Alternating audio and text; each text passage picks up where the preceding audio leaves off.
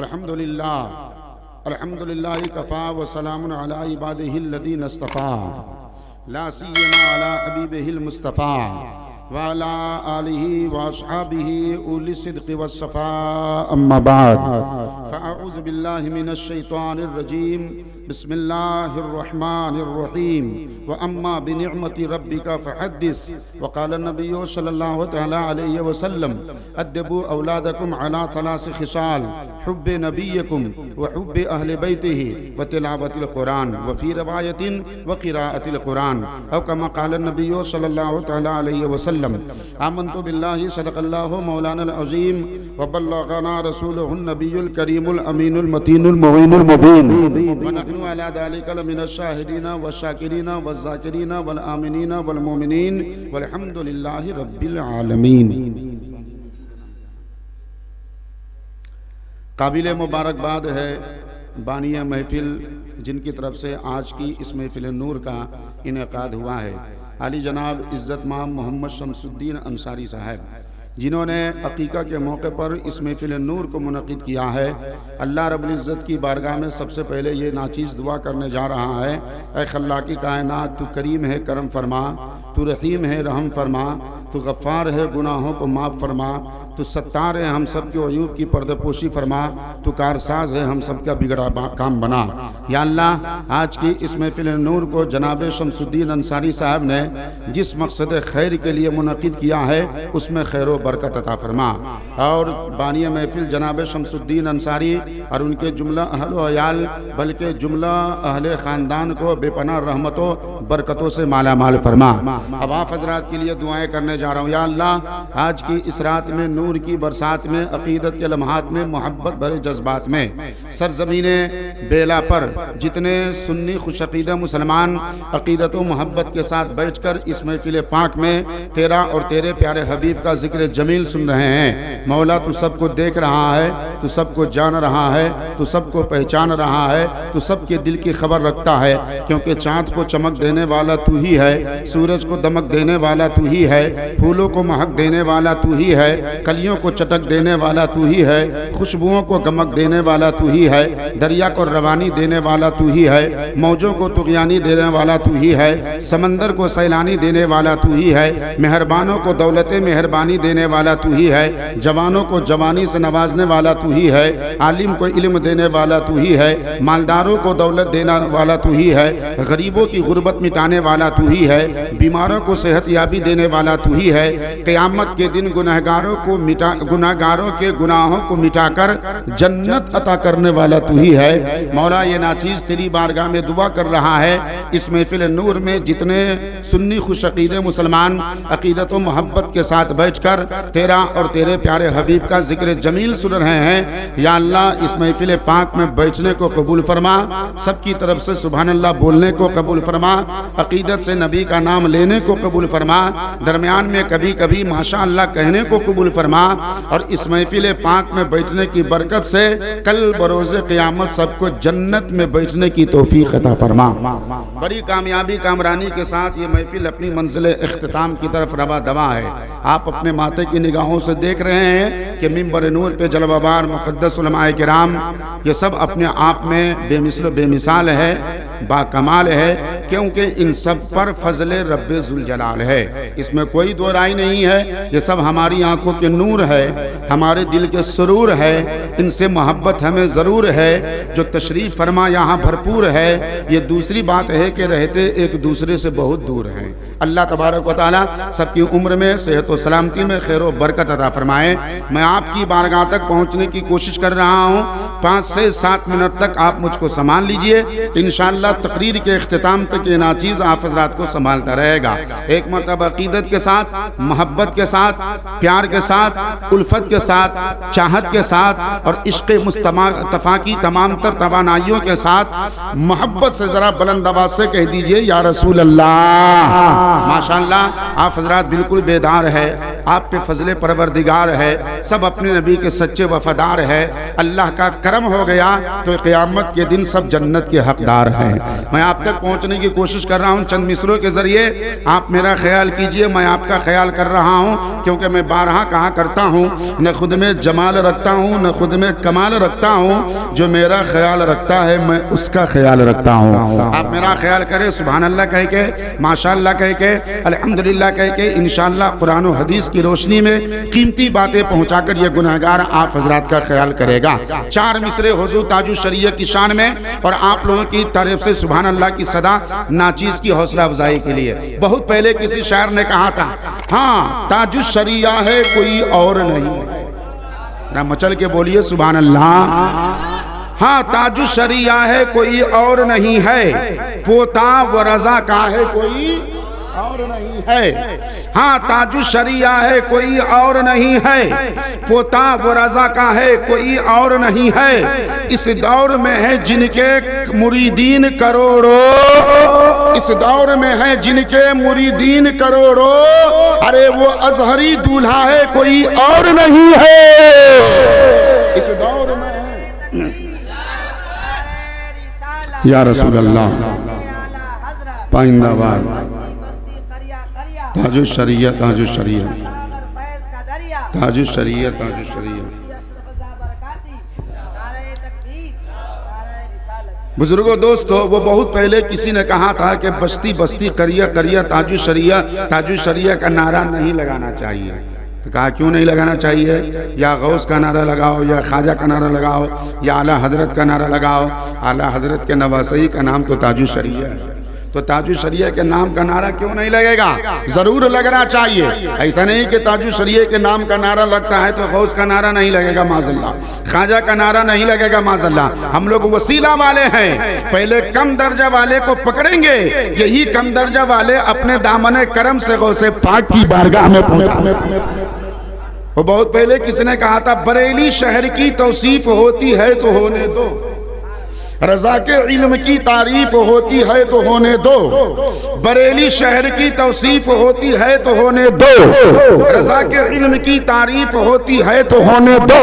न छोड़ो बस्ती बस्ती करिया करिया का हसीन आरा, न छोड़ो बस्ती बस्ती करिया करिया का हसीन आरा, किसी के पेट में तकलीफ होती है तो होने दो। न छोड़ो बस्ती बस्ती करिया करिया का हसीन आरा, या रसूल अल्लाह ताजुश शरीयत ताजुश शरीयत। बड़ा अच्छा आप सुन रहे हैं, अकीदत और मोहब्बत के साथ सुनिए। मैं अब इससे ज्यादा इस पर कुछ नहीं कर सकता, अपने मौजूद सुकन की तरफ आ रहा हूँ। अल्लाह तबारक व तआला कुरान पाक में इरशाद फरमाता है, वह अम्मा बिनेमते रब्बिका फहद्दिस, कि तुम अपने रब की नेमत का खूब खूब चर्चा करो, अपने रब की नेमत का खूब खूब तज़किरा करो, अपने रब की नेमत का खूब खूब गुनगाओ। ये अल्लाह रब्बुल इज़्ज़त का फरमान है। उस कुरान में फरमान है जो कुरान लाजवाब है, जिसकी हर आयत लाजवाब है, जो कुरान लाजवाब है, जिसकी हर सूरत लाजवाब है, जो कुरान लाजवाब है, जिसका हर फरमान लाजवाब है, जो कुरान लाजवाब है, जिसका हर ऐलान लाजवाब है, जो कुरान लाजवाब है, जिसका हर इरशाद लाजवाब है, जो कुरान लाजवाब है, जिसकी हर हरकत लाजवाब है, जो कुरान लाजवाब है, जिसका हर ऐलान लाजवाब है। इसलिए हम सुन्नी मुसलमान कुरान की मोहब्बत में आकर के कहते हैं, अरे है कौले मोहम्मद कौले खुदा, फरमान न बदला जाएगा, है कौले मोहम्मद कौले खुदा, फरमान न बदला जाएगा, बदलेगा जमाना लाख मगर कुरान न बदला जाएगा, बदलेगा जमाना लाख मगर कुरान न बदला जाएगा। उसी कुरान में अल्लाह पाक इरशाद फरमाता है, वो अम्मा बिनेमते रब्बिका फहद्दिस, कि तुम अपने रब की नेमत का खूब खूब चर्चा करो, खूब खूब चर्चा करो, तुम अपने रब की नेमत का खूब खूब चर्चा करो। अल्लाह ने कुरान पाक में अपनी दी हुई नेमत के चर्चा का तज़किरा क्यों किया? कुरान खुदा का ऐलान है, वो अम्मा बिनिअमति रब्बिका फहद्दिस, कि तुम अपने रब की नेमत का खूब खूब चर्चा करो। ऐ लोगो, अल्लाह तबारक व तआला ने कुरान पाक में अपने नेमत की, अपनी दी हुई नेमत का चर्चा करने को इसलिए कहा कि जिस बंदा मोमिन को अल्लाह की तरफ से कोई नेमत मिलती है, है, चाहे मकानो दुकान वाली नेमत हो, चाहे मालो मनाल वाली नेमत हो, चाहे जमीन और जायदाद वाली नेमत हो, चाहे आलो औलाद वाली नेमत हो, चाहे दौलत और सरबत वाली नेमत हो, चाहे इल्म फन वाली नेमत हो, और उस नेमत के मिलने पर बंदा अगर इतराता नहीं है, बंदा अगर मगरूर नहीं बनता है, बंदा अगर तकब्बुर में मुब्तला नहीं होता है, बल्कि रब की दी हुई नेमत का चर्चा करता है, तो अल्लाह तबारक व तआला अपनी उस नेमत में बरकतें पैदा फरमाता है, बरकतें पैदा फरमाता है। इसलिए जिस इंसान को अल्लाह रब्बुल इज्जत की तरफ से कोई नेमत मिले तो उस मिली हुई नेमत का चर्चा करना चाहिए, तज़किरा करना चाहिए और उस नेमत का गुण गाना चाहिए। कुरान पाक में अल्लाह तबारक व तआला ने इसको क्लियर करके फरमा दिया है। और जनाब शमसुद्दीन अंसारी को जो नेमत मिली थी, उसी नेमत के अकीके के मौके पर, औलाद भी तो अल्लाह की दी हुई एक बहुत बड़ी नेमत का नाम है, खुदादाद नेमत का नाम है। ऐसी नेमत का नाम जिस नेमत पर आदमी अपना सब कुछ कुर्बान करने को तैयार हो जाता है।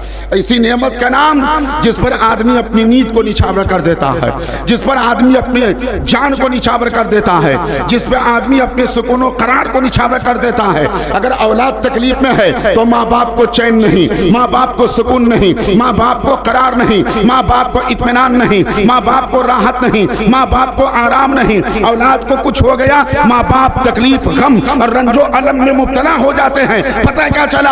औलाद माँ बाप के लिए नेमत है, लेकिन एक बात कान खोल कर सुन लो मुसलमानों, अरे औलाद माँ बाप के लिए नेमत है और माँ बाप औलाद के लिए बाइसे जन्नत है।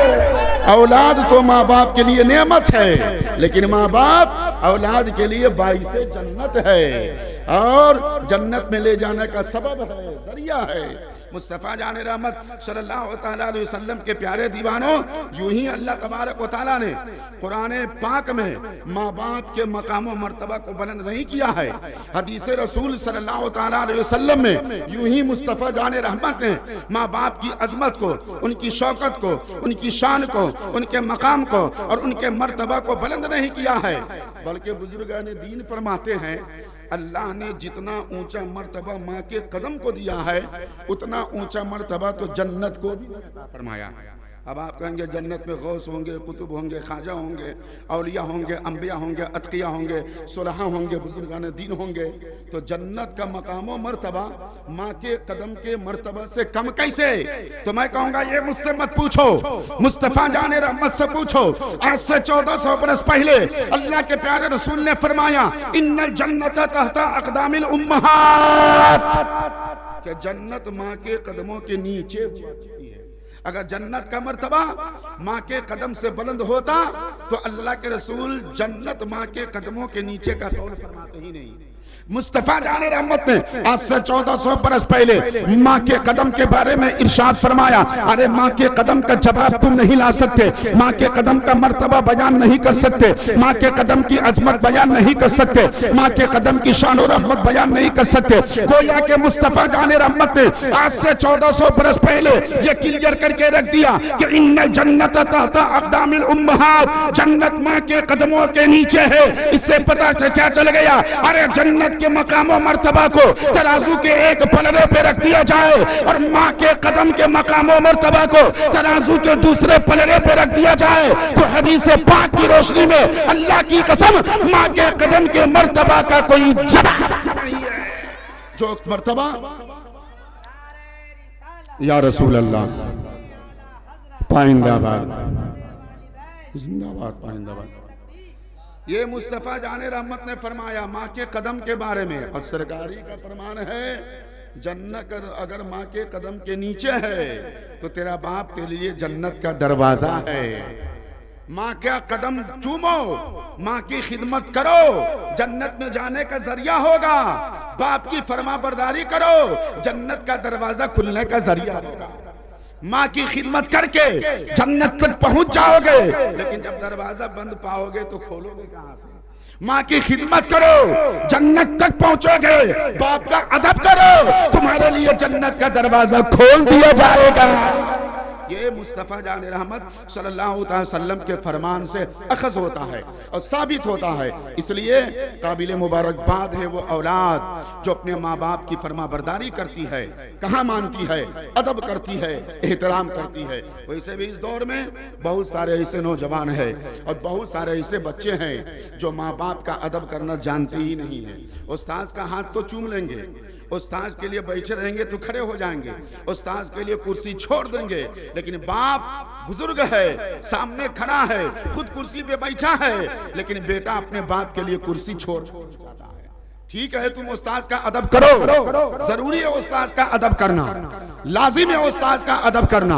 उस्ताद को देखकर कुर्सी छोड़ना और उस्ताद की तरफ बढ़ा देना ये जरूरी है। लेकिन ऐ लोगों, तुम्हारा बाप भी तो तुम्हारे लिए मोहतरम है, तुम्हारा बाप भी तो तुम्हारे लिए मोहकर है, तुम्हारा बाप भी तो तुम्हारे लिए मोहतशम है। ये नहीं कि जो जाहिल आदमी है वही बाप को देख के कुर्सी छोड़े। अगर कोई बेटा आलिम है, वो कुर्सी पे बैठा है, बाप उसका उसके सामने आ गया, बाप अगर जाहिल है, बेटा आलिम है, उसके ऊपर जरूरी है कि अपनी जगह पर बाप को बैठा दे। मुफ्ती है, उसके ऊपर जरूरी है कि कुर्सी छोड़ दे। मुहद्दिस है, उसके ऊपर जरूरी है कि कुर्सी छोड़ दे। वक्त का मुफक्किर है, उसके ऊपर जरूरी है कि कुर्सी छोड़ दे। वक्त का अल्लामा है तो उसके ऊपर जरूरी है कि कुर्सी छोड़ दे। पता क्या चला, जिस तरह जाहिल आदमी के ऊपर माँ बाप का अदब एहतराम जरूरी है, उसी तरह वक्त के अल्लामा के ऊपर और मुफ्ती के ऊपर भी माँ बाप का एहतराम जरूरी है, सबके ऊपर जरूरी है। ऐसा नहीं कि बेटा अल्लामा और मुफ्ती बन गया तो बाप खड़ा रहे, बेटा कुर्सी पे बैठा रहे। हाँ, ये कतई नहीं होना चाहिए। सब इंसान को समझना चाहिए कि वाकईतन माँ बाप का अदब जरूरी है, माँ बाप का एहतराम जरूरी है, माँ बाप की ताज़ीम और तौक़ीर जरूरी है। हम अगर माँ बाप का अदब बजा लाएंगे, अल्लाह रब्बुल इज्जत की जात खुश हो जाएगी, खुदा का करम झूमने लगेगा और हमारी जिंदगी पर रहमतों की बरसात होने लगेगी। प्यारे नबी सल्लल्लाहु अलैहि वसल्लम के प्यारे दीवानों, हदीस शरीफ में आया है कि माँ बाप की दुआ अपने औलाद के हक में वैसे ही है जैसे नबी की दुआ उम्मती के हक में हुआ करती है। जैसे नबी की दुआ उम्मती के हक में हुआ करती है, इसमें कोई शक नहीं है। बेटा विदेश जाता है, मेहनत वो करता है, पसीना वो बहाता है, मशक्कत वो झेलता है, काम वो करता है और मेहनत और मशक्कत से दो चार वो होता है। उसकी मेहनत का पैसा उसको मिलता है, उसकी मशक्कत का पैसा उसको मिलता है, उसकी अरकरेजी का पैसा उसको मिलता है, उसकी परेशानी का पैसा उसको मिलता है। लेकिन उस पैसे में बरकत कहाँ से आती है, उस पैसे का मकाम कैसे बुलंद होता है, उस पैसे में इजाफा कैसे होता है, उस पैसे से उसका घर कैसे चलता है। तो सुनो सुनो, अरे मेहनत बेटे की तरफ से होती है, लेकिन दुआ माँ बाप की तरफ से होती है, करम माँ बाप का होता है, इनायत माँ बाप की होती है, मेहरबानी माँ बाप की होती है। बेटा विदेश में जाकर पैसा कमाता है, माँ आंचल को उठाकर अपनी औलाद के लिए दुआ करती है, अल्लाह बेटे की जिंदगी भी सलामत रखता है और माँ की दुआ की वजह से अल्लाह इसे बेटे की कमाई में बरकतें फरमाता है, बरकतें भी अता फरमाता है। तो इसलिए हम सब पर जरूरी है कि अपने माँ बाप का अदब करे, एहतराम करे। मैंने जिस आयत करीमा को आज अपने लिए मौजूद सुखन बनाया, अल्लाह रब्बुल इज्जत कुरान पाक में इरशाद फरमाता है, वो अम्मा बिनेमत रब्बिका फहद्दिस, और तुम अपने रब की नेमत का खूब खूब चर्चा करो। मैंने कहा कि औलाद भी माँ बाप के लिए बहुत बड़ी नेमत का नाम है। अच्छा, अब हर नेमत की इस्तेमाल का तरीका अलग अलग है। हाथ एक नेमत है, पाँव एक नेमत है, आँख एक नेमत है, जुबान एक नेमत है, सर एक नेमत है। हर नेमत के इस्तेमाल का तरीका अलग। अल्लाह ने हमको आपको हाथ के तौर पर नेमत अता फरमाई है। अब हाथ के इस्तेमाल का तरीका अलग है कि जब हम अपना हाथ उठाए तो गरीबों की मदद के लिए उठाए, बेवाओं की मदद के लिए उठाए, मिस्कीनों की मदद के लिए उठाए, बेसहारों का सहारा बनने के लिए उठाए। जब हम अपना हाथ उठाए तो एक मुसलमान भाई से मोहब्बत के साथ मुसाफा करने के लिए उठाए। यह हाथ जैसी नेमत के इस्तेमाल का तरीका है। पाँव जैसी नेमत के इस्तेमाल का तरीका क्या है? अल्लाह ने जब पाँव जैसी नेमत से नवाजा है तो उसके इस्तेमाल का तरीका है कि जब हमारा पाँव उठे तो मस्जिद की तरफ उठे, मदरसा की तरफ उठे, जायज काम की तरफ उठे, जायज रिस्क की तलाश की तरफ उठे, गरीबों की मदद करने के लिए उठे, बेसहारों का सहारा बनने के लिए उठे। उसी तरह आंख भी एक नेमत है। आंख जैसी नेमत के इस्तेमाल का तरीका क्या है कि जब हम अपनी आंख खोले तो हमारे सामने कुरान का वर्क खुला हुआ हो। जब हम अपनी आंख खोले अपने माँ बाप का दीदार करें, जब हम अपनी आंख खोले अपने उलमा का दीदार करें, जब हम अपनी आंख खोले कुरान का दीदार करें, जब हम अपनी आंख खोले औलिया किराम के मज़ारात मुक़द्दसा का दीदार करो, ऐ लोगों पता क्या चला, हर नेमत के इस्तेमाल का तरीका अलग, हाथ के प्रयोग का तरीका अलग, पाँव के इस्तेमाल का तरीका अलग, दिमाग के इस्तेमाल का तरीका अलग, सर के इस्तेमाल का तरीका अलग, आंखों जैसी नेमत के इस्तेमाल का तरीका अलग। नेमत औलाद ही तो है, अब औलाद जैसी नेमत के इस्तेमाल का तरीका क्या है? अल्लाह ने औलाद भी नेमत हमको आपको अता फरमाई है, इस जैसी नेमत के इस्तेमाल का तरीका क्या है? तो आओ हम मदीने वाले आका की बारगाह में चलते हैं, आलम तसव्वुर में मुस्तफा जाने रहमत के रौज़े पुरनूर के सामने खड़े हो जाते हैं और 10 बरसा अर्ज करते हैं, हबीब या रसूल अल्लाह, शरीयत आपके दर से है, तरीकत आपके दर से है, हकीकत आपके दर से है, इबादत आपके दर से है, मारिफत आपके दर से है, दुनिया की सारी दौलत आपके दर से है, क़यामत के दिन अल्लाह की जन्नत आपके दर से है। इसलिए हम सुन्नी मुसलमान फख्र के साथ कहते हैं, हमारे नबी ऐसे नबी है कि हमारे नबी लाजवाब है, नबी का नाम मकाम लाजवाब है, हमारे नबी लाजवाब है, नबी की सुबह शाम लाजवाब है, हमारे नबी लाजवाब है, नबी का मर्तबा लाजवाब है, हमारे नबी लाजवाब है, नबी की खलवत और जलवत लाजवाब है, हमारे नबी लाजवाब है, नबी का मजमा तन्हाई लाजवाब है, हमारे नबी लाजवाब है, नबी का तलवा और जलवा लाजवाब है, हमारे नबी लाजवाब है, नबी का सीना लाजवाब है, हमारे नबी लाजवाब है। सारे मुसलमान में चलकर कह दो, अल्लाह की कसम हमारे नबी का मदीना लाजवाब है, नबी का मदीना लाजवाब है। या रसूल अल्लाह।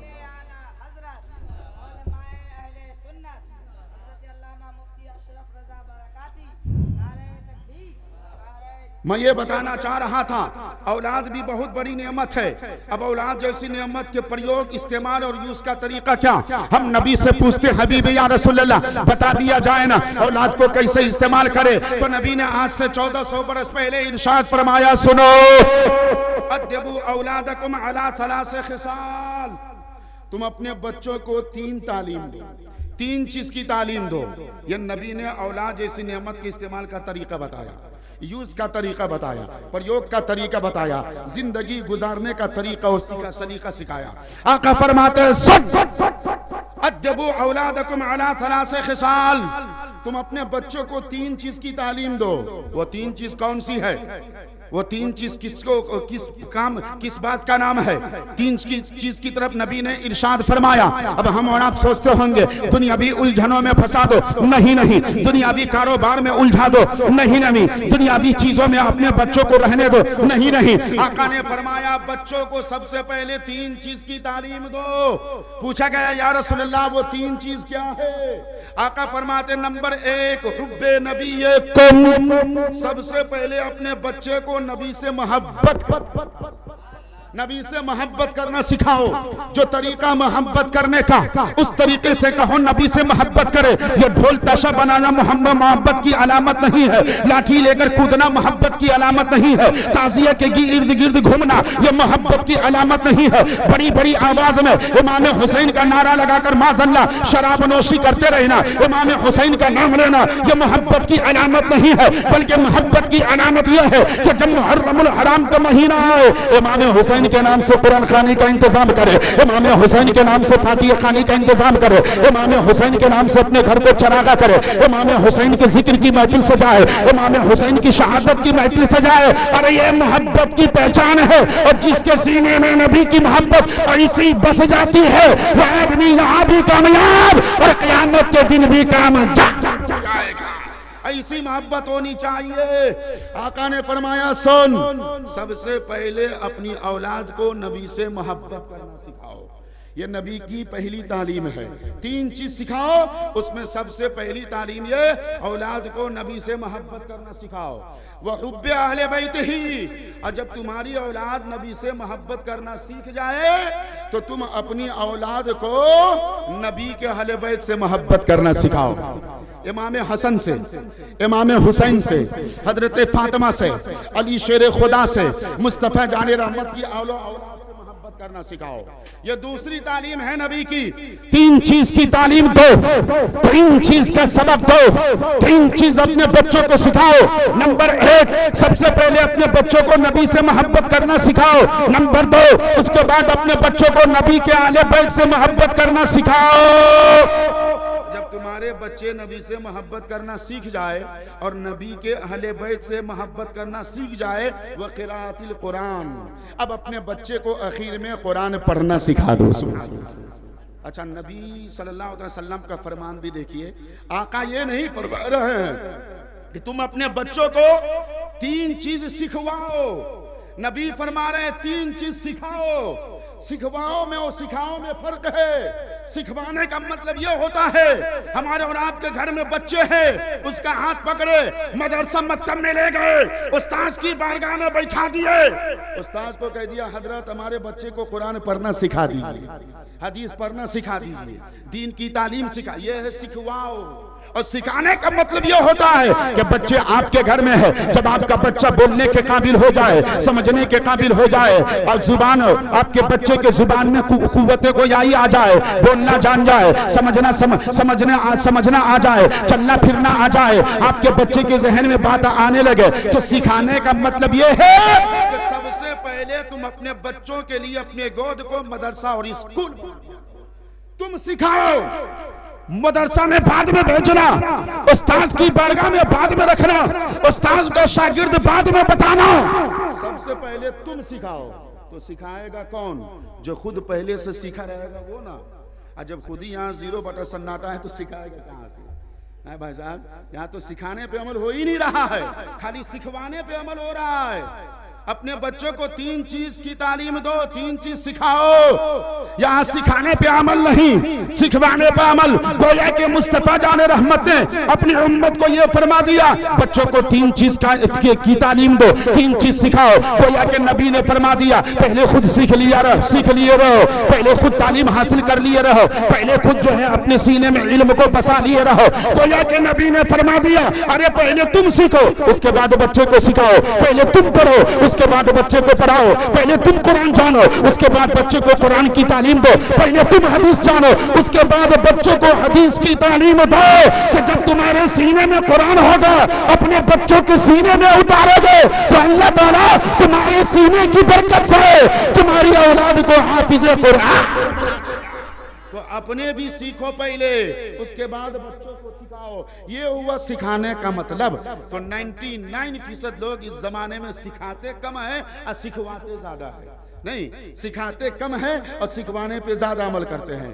2 बात आ गई, सबसे पहले नबी से मोहब्बत करना सिखाओ, उसके बाद नबी के आलो औलाद से मोहब्बत करना सिखाओ, और उसके बाद जब तेरी औलाद नबी से मोहब्बत करना सीख जाए, नबी की आलो औलाद से मोहब्बत करना सीख जाए, वह क़िराअतिल कुरान, उसके बाद तुम अपने बच्चे को कुरान पढ़ना सिखाओ।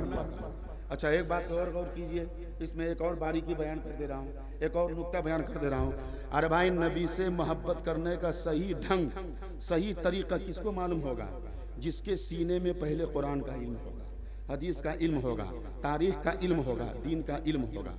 आलिम दीन जिस तरह से अल्लाह और उसके रसूल से मोहब्बत करना जानते हैं, जिस अंदाज में नमाज पढ़ना जानते हैं, जिस अंदाज में कुरान पढ़ना जानते हैं, जिस अंदाज में हदीस पढ़ना जानते हैं, जिस अंदाज में नात खानी करना जानते हैं, आलिम दीन के अलावा कोई उतने अच्छे अंदाज में वो सब नहीं। ये माइनर बात है, ये माइनर बात है, नो एनी डाउट, इसमें कोई शक नहीं है, कोई शक नहीं।